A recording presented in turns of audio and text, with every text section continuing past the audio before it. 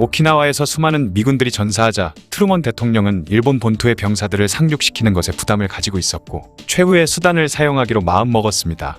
그리고 최후 통첩으로 일본에 항복을 권했지만 일본은 항복할 의사가 전혀 없었고 결국 트루먼 대통령은 한 명령문서에 서명을 했죠. 미국이 내놓은 최후의 수단은 바로 리틀보이와 팻맨이라고 불리는 원자폭탄이었습니다. 리틀보이는 세계 최초로 실험용이 아닌 실전을 위해 만들어진 핵무기이자 실제로 사람이 사는 도시에 투하된 최초의 핵무기이죠. 그렇게 1945년 8월 6일 새벽 2시 45분 리틀보이를 실은 폭격기 에놀라 게이는 마침내 일본의 히로시마를 향해 날아올랐습니다. 히로시마의 연료 배급 통제조합에서 일하던 노무라 에이조는 8시에 출근에 조례를 하고 나서 서류를 가지러 건물 지하창고로 내려갔죠. 그가 지하창고로 내려간 직후인 8시 15분 리틀보이가 히로시마 상공에 투하되었습니다. 그리고 리틀보이는 히로시마의 상공 약 570m 위치에서 폭발했죠. 이때 엄청나게 밝은 빛이 온 도시를 밝혔고 이 빛으로 인해 실명한 사람도 있었으며 손으로 빛을 가리니 손의 뼈가 보일 정도였다고 합니다. 리틀보이가 터진 곳의 온도는 약 4000도에 달했는데 태양의 표면 온도가 약 6000도라고 하니 그야말로 굉장히 뜨거운 열이 히로시마의 모든 걸 증발시켜버렸죠. 그리고 강력한 열선이 발산되면서 물체가 타들어간 검은 흔적이 남았는데 이를 원폭 그림자라고 불렀습니다. 가장 유명한 원폭 그림자 중 하나는 어떤 사람이 은행 계단에 앉아 은행이 열리기를 기다리고 있던 흔적이죠. 그렇게 노무라의 동료들 36명은 모두 목숨을 잃고 말았고 지하창고에 들어가 운 좋게 살아남은 노무라는 원폭 생존자 중 폭심지에서 가장 가까운 곳에 있던 사람이 되었습니다.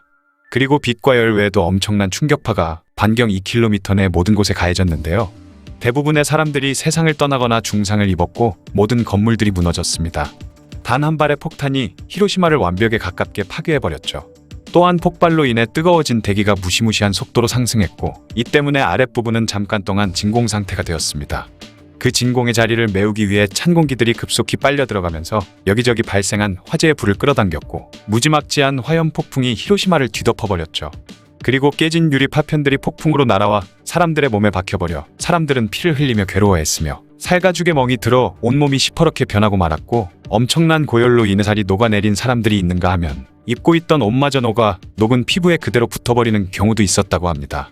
거기다가 높은 열로 인해 기온이 치솟자 대기가 지극히 건조해졌고 이에 사방에서는 생존자들의 절규소리와 비명소리 그리고 물을 찾는 사람들의 신음소리가 어우러져 지옥 그 자체가 펼쳐졌습니다. 또한 엄청난 연기와 재가 하늘을 뒤덮어 온 사방이 밤처럼 어두워졌죠. 그렇게 리틀보이가 터진 지 약 30분이 지났을 무렵 하늘에서는 검은 비가 내리기 시작했습니다. 이는 생명체에게 치명적인 방사능 비였지만 사람들은 너무 건조해진 대기 탓에 목마름이 극에 달해 있었고 절대 먹어선 안 되는 이 검은 비를 입을 벌려 받아 먹고 있었죠. 리틀보이가 터진 지 몇 시간이 지난 후에 살아남은 사람들에게는 방사능에 노출된 증상이 서서히 드러나기 시작했습니다. 머리카락이 빠지거나 코와 입에서는 피가 나고 있었죠. 그리고 입에서는 쇠맛이 났고 토할 것 같이 엄청나게 메스꺼움도 느꼈습니다. 심한 사람은 백혈병의 증상이 나타나는 사람도 있었죠. 하지만 이미 폭발로 인해 히로시마에 있던 의사와 간호사들 90%는 사라져버렸기 때문에 생존자들도 제대로 된 치료를 받지 못한 채 신음하고만 있었습니다. 그러나 이런 히로시마의 상황은 일본 내에서 아무도 모르고 있었는데요. 이미 라디오나 군대의 통신수단은 모두 두절된 상태였고 군대에서만 어렴풋이 히로시마가 공격을 당한 것 같다 정도로만 알고 있었죠. 근처에 있던 군부대에서는 히로시마에 무슨 일이 벌어졌는지 알아보기 위해 얼른 비행기를 그곳으로 보냈습니다. 근처에 도착한 비행기는 무언가 큰일이 벌어졌다는 걸 알 수 있었죠. 하늘에는 까만 연기 구름이 히로시마를 뒤덮고 있었고 어렴풋이 보이는 도시는 전체가 불타고 있었던 것입니다. 지상은 더욱더 참혹한 지옥이 펼쳐지고 있었는데요. 8월의 무더위 때문에 순식간에 시신들이 부패하자 이는 히로시마 전체에 엄청난 파리와 구더기를 들끓게 했죠. 또한 가족을 찾으러 온 사람들이나 이곳을 정리하러 온 일본 군인들 역시 방사능에 노출되어 머리털이 빠지거나 메스꺼움을 느꼈고 심한 설사와 피를 토하는 등 건강했던 그들마저 죽음으로 몰아가게 되었습니다. 한편 리틀보이를 투하했던 에놀라 게이 폭격기는 투하하자마자 그곳으로부터 전속력으로 도망을 치고 있었죠. 폭발에 휘말리지 않기 위해 뒤에서는 무슨 일이 벌어졌는지 파악도 못한 채 말 그대로 뒤도 안 돌아보고 도망가고 있다가 어느 정도 안전거리에 들어서자 폭발 현장을 보기 위해 비행 방향을 살짝 틀었습니다. 그러자 거대한 버섯구름과 그 밑에 모든 것이 사라져버린 히로시마가 보였죠. 하지만 버섯구름과 검은 연기들이 점점 확산되는 걸 본 대원들은 다시 전속력으로 귀환하기 시작했습니다. 폭격기에 타고 있던 밥 캐런의 증언에 따르면 히로시마에서 무려 667km나 떨어진 지점에서도 버섯구름이 보였다고 하는데요. 667km면 히로시마에서 대략 인천까지의 거리인데 그곳에서도 리틀보이가 만든 버섯구름을 볼 수 있었다는 것입니다. 원자폭탄의 위력이 얼마나 무시무시한 것인 걸 알 수 있는 대목인 것 같네요. 그리고 방금 전 히로시마의 상황을 확인하러 온 일본 항공기 조종수는 이 끔찍한 상황을 상부에 보고했지만 일본 군부가 보인 반응은 현실 부정이었죠. 폭탄에 대해 잘 모르는 조종수마저도 히로시마에 투하된 폭탄은 뭔가 특별한 폭탄이라는 걸 알 수 있었고, 일본의 물리학자 니시나 요시오 박사가 현장을 조사한 뒤 히로시마에 떨어진 폭탄은 원자폭탄이 분명하다는 보고까지 했지만 일본의 대본령은 그럴 리가 없다는 말만 되풀이하고 있었습니다. 또한 히로시마가 단 한 방에 사라져버릴 정도였지만 일본은 여전히 항복에 대한 모습을 보이기는커녕 어벙벙한 상태로 그럴 리가 없다며 여전히 미국에 대항하려는 모습을 보이고 있었죠. 하지만 얼마 안가 일본도 히로시마에 투하된 폭탄이 원자폭탄이라는 것을 트루먼 대통령의 공식 성명을 통해 알게 되었습니다. 그러자 일본도 다급해졌는데요. 천황제를 유지한다는 조건만 붙이고 항복하자고 주장하는 화평파와 연합군이 일본을 점령해도 무장해제와 전범재판은 일본이 직접 할 것이라는 조건이 반드시 붙어야 항복한다는 강경파가 극명하게 대립하고 있었기 때문에 항복선언은 계속 지체될 수밖에 없었죠. 그런데 일본 내의 상황을 모르던 미국은 일본이 별 반응이 없자 두 번째 원자폭탄을 투하하기로 결정했습니다.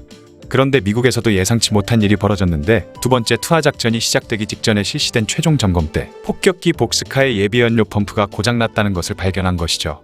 작전 계획대로 일본까지 갔다가 돌아올 수 있는 연료량은 되었지만 매우 간당간당한 상황이었던 것입니다. 하지만 다시 수리를 하자니 시간이 많이 걸리고 이미 원자폭탄 팬맨을 탑재한 상황이었기 때문에 그냥 작전을 속행하기로 마음먹었죠. 마침내 1945년 8월 9일 오전 2시경 폭격기 복스카는 일본의 고쿠라를 행해 출격했습니다. 복스카가 고쿠라 상공에 도착했을 때 또다시 문제가 발생했는데 너무 짙은 안개가 끼어 있었고 전날 미군 폭격기가 인근에 있던 제철소를 폭격했던 덕에 까만 연기가 하늘을 메우고 있었기 때문에 목표 지점이 보이지 않았던 것입니다. 이에 복스카는 폭탄 투하를 위해 3번이나 고쿠라 상공을 배회하며 목표 지점을 찾았지만 둘러싸인 안개와 연기로 인해 실패하고 말았고 이곳에서 무려 50분이나 되는 시간을 지체한 채 결국 나가사키로 향하게 되었죠. 우여곡절 끝에 복스카는 나가사키 상공에 도착했지만 이곳마저도 기상 상황이 좋지 않았고 구름이 도시를 덮고 있었기 때문에 목표 지점이 잘 보이지 않았습니다. 하지만 만약 나가사키에도 팬맨을 투하하지 못한다면 복귀하는 도중에 팬맨의 무게 때문에 연료가 소진될 우려가 있어서 결국 팬맨을 바다에 버려야 하거나 아니면 연료가 떨어져 같이 바다에 수장되는 수밖에 없었기 때문에 무조건 투하를 해야 하는 상황이었죠. 그렇게 결국 팬맨은 1945년 8월 9일 11시 2분에 목표 지점에서 3km나 벗어난 곳에 투하가 되었고 히로시마 때와 마찬가지로 엄청난 빛과 열 그리고 굉음을 내뿜으며 폭발했습니다. 사실 팬맨은 리틀보이보다 훨씬 강력한 위력을 가진 원자폭탄이었지만 피해 규모는 나가사키가 히로시마에 비해 훨씬 적은 편이었죠. 그 이유는 비교적 평탄한 지역인 히로시마와 달리 나가사키는 인구도 상대적으로 적고 지형도 산지 지형이라 산과 계곡들이 막아준 덕택의 폭탄의 위력이 반감되었던 것입니다. 또한 열악한 기상 상황과 연료가 다 떨어져 가던 급박한 상황에 정확한 목표 지점에 폭탄을 투하하지 못한 것도 피해가 크지 않았던 이유 중에 하나가 되었죠. 그렇지만 나가사키의 절반 이상이 단 한 발의 폭탄에 의해 초토화되었습니다. 일본의 윗대가리들이 서로 자신의 안위만 걱정하며 싸울 때 나가사키에 떨어지지 않아도 되었을 폭탄이 결국 터져 무수히 많은 국민들이 목숨을 잃고 만 것이었죠.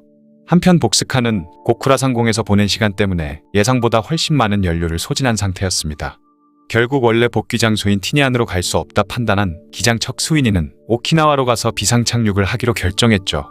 그렇게 오키나와에 도착한 복스카는 착륙하려 활주로에 접근하는 도중에 엔진 한쪽이 연료 부족으로 꺼져버렸고 활주하는 도중에 나머지 엔진 하나가 더 꺼졌다고 하니 오키나와까지 도착해 무사히 착륙한 것이 정말 기적이라 할 수 있었습니다.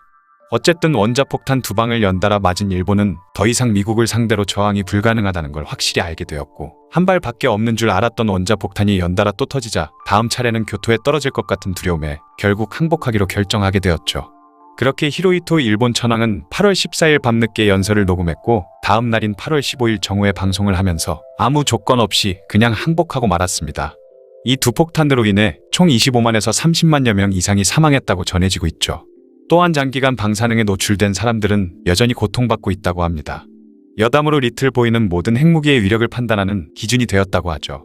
태평양 전쟁은 이 두 방의 원폭으로 끝나게 되었지만 여태껏 보지 못한 원자폭탄의 위력에 훗날 있을지도 모르는 핵전쟁에 대한 공포가 전 세계로 확산되었고 이는 인류 멸망에 대한 위기감으로 변화되었습니다. 전쟁도 일어나선 안 될 끔찍한 일이지만 핵전쟁이 벌어지면 정말 인류가 멸망할 수도 있을 것 같네요. 원자 폭탄이 터지고 나서 일본에 벌어진 일에 대한 이야기였습니다.